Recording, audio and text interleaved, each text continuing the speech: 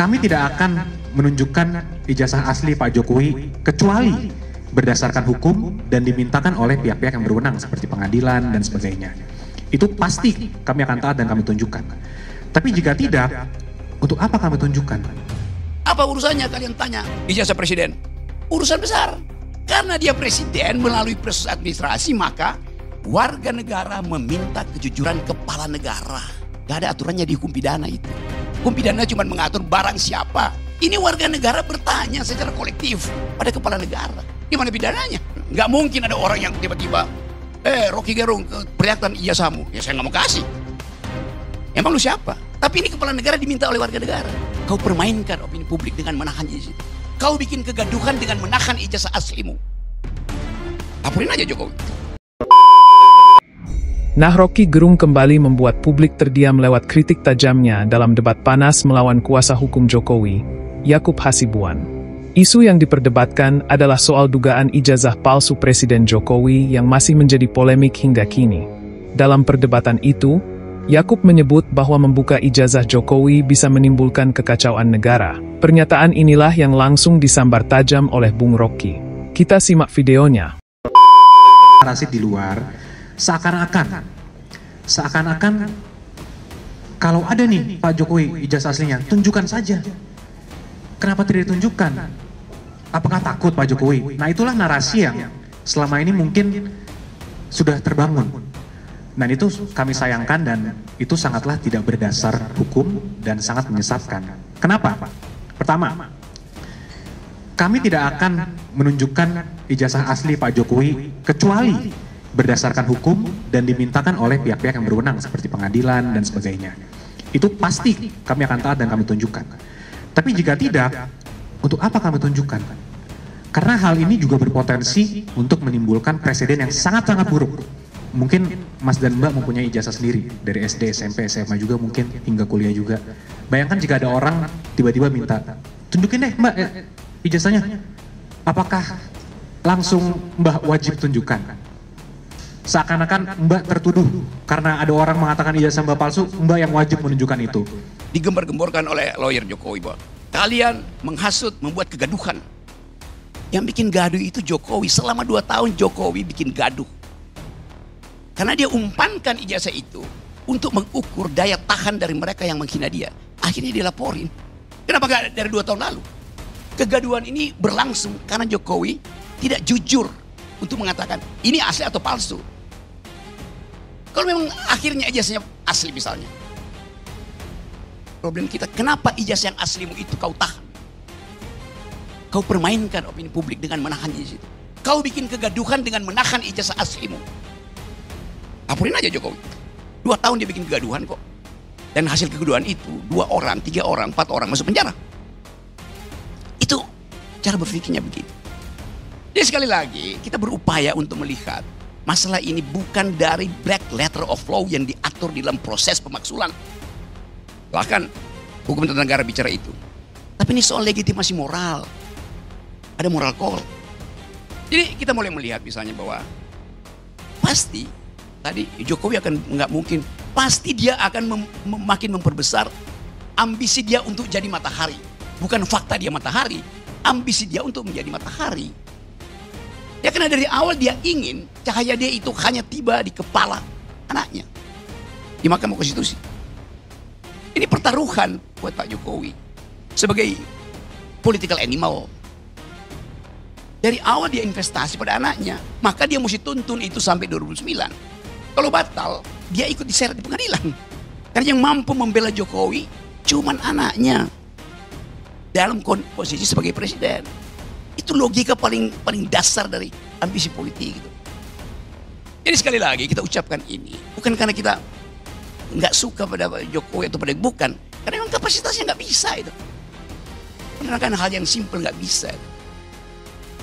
Dalam kapasitasnya sebagai manusia oke, Gibran sebagai manusia kita harus hormati, dignitinya sebagai manusia, tapi bukan dignitinya sebagai pejabat publik. Demikian juga Pak Jokowi harus hargai dignitasnya, martabatnya sebagai manusia. Bukan sebagai presiden. Apa urusannya kalian tanya ijazah presiden? Urusan besar. Karena lawyernya bilang Kalau begitu nanti semua orang boleh saling minta ijazah orang lain. Enggak. Karena dia presiden melalui proses administrasi, maka warga negara meminta kejujuran kepala negara. Gak ada aturannya di hukum pidana itu. Hukum pidana cuma mengatur barang siapa. Individual, person in law, subjek hukum. Ini warga negara bertanya secara kolektif pada kepala negara. Gimana pidananya? Dijawab aja kan. Karena dia dipilih oleh warga negara bilang, daulat itu ada pada saya. Maka Anda dan saya tidak setara. Saya bertanya sebagai pemilik kedaulatan, Anda harus jawab sebagai kepala negara yang kami pilih. Itu nggak ada relasi subjek antar subjek yang diatur dalam hukum pidana lain itu. Itu yang mesti kita terangkan. Nggak mungkin ada orang yang tiba-tiba, Rocky Gerung, perlihatkan ijazahmu. Ya saya nggak mau kasih. Emang lu siapa? Tapi ini kepala negara diminta oleh warga negara. Mana Rocky Gerung? Gua nggak punya. Memang gua nggak punya ijazah.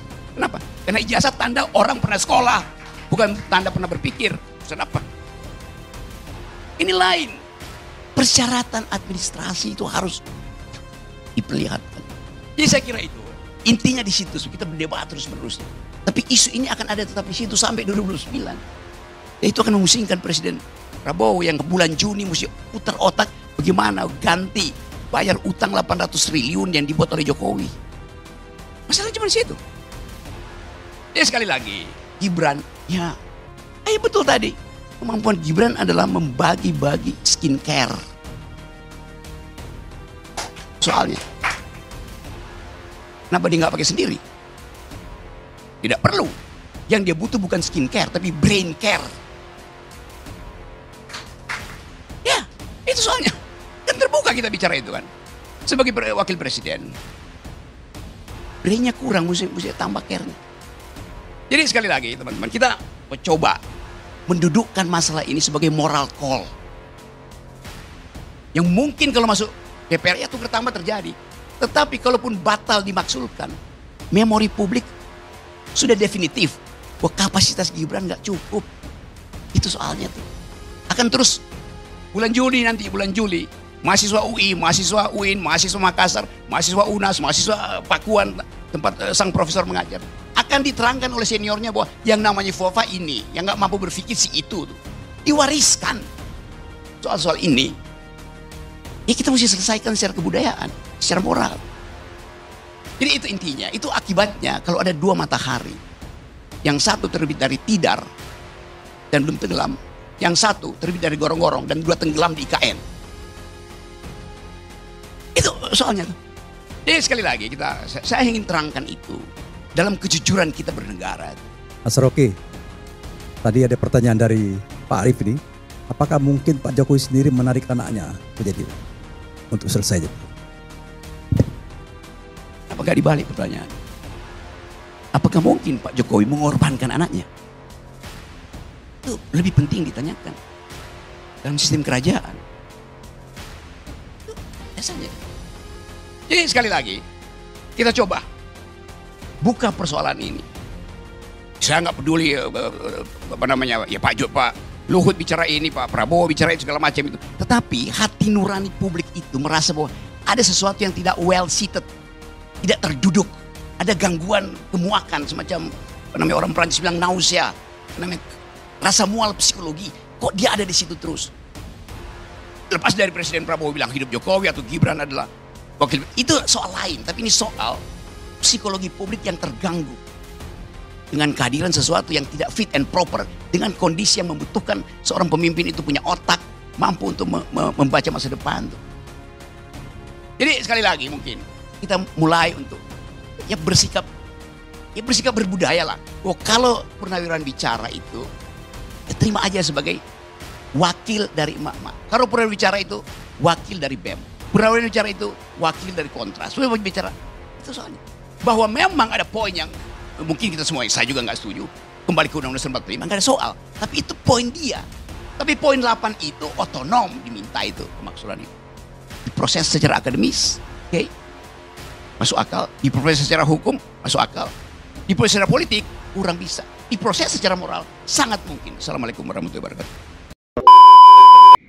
Nah semuanya, Rocky Gerung kembali bikin geger publik. dalam debat panas melawan kuasa hukum Jokowi, Yakub Hasibuan, Rocky secara brutal menyambar argumen konyol Yakub yang menyebut bahwa membuka ijazah Jokowi bisa bikin negara kacau. Tanpa ragu, Rocky menyebut logika itu dungu. Dengan gaya khasnya, Rocky menyebut argumen Yakub sebagai dungu dan tak masuk akal. Menurut Rocky, hanya negara yang otoriternya tinggi yang takut rakyatnya melihat ijazah presidennya. Ia menegaskan, permintaan publik untuk transparansi adalah hal wajar dalam demokrasi. Justru ketika ada upaya menutupi, kecurigaan makin besar. Rocky juga menyindir bahwa selama 10 tahun Jokowi menjabat, publik sudah disuguhi banyak janji kosong. Mulai dari janji pertumbuhan ekonomi 10%, mobil SMK, hingga penciptaan 20 juta lapangan kerja. Maka, saat muncul isu ijazah, masyarakat tidak serta-merta percaya begitu saja, karena kredibilitas itu sudah lama digerus. Pernyataan Rocky semakin membakar suasana ketika ia menyebut bahwa pihak istana terlihat panik dalam merespons isu ini. Bagi Rocky, kalau memang ijazah itu asli, kenapa harus takut dibuka? Kenapa justru menakut-nakuti rakyat dengan narasi negara bisa kacau? Bukankah yang membuat negara kacau justru ketika kepercayaan rakyat pada pemimpinnya hilang? Dengan lugas dan tanpa basa-basi, Rocky Gerung berhasil membungkam argumen Yakub Hasibuan. Ia membuka mata publik bahwa kebenaran tidak akan menimbulkan kekacauan, kecuali bagi mereka yang terbiasa hidup dalam kebohongan. Nah semuanya, itulah pembahasan kita kali ini. Semoga apa yang disampaikan bisa memberikan kita semua pelajaran baru dan ilmu bermanfaat. Jangan lupa untuk like, comment, and subscribe channel Salam Akal Sehat, supaya kalian tidak ketinggalan info terbaru dari channel ini. Sekian video kali ini, Salam Akal Sehat. 'Cause I don't give a fuck what you say. Yeah, I'ma do shit my way.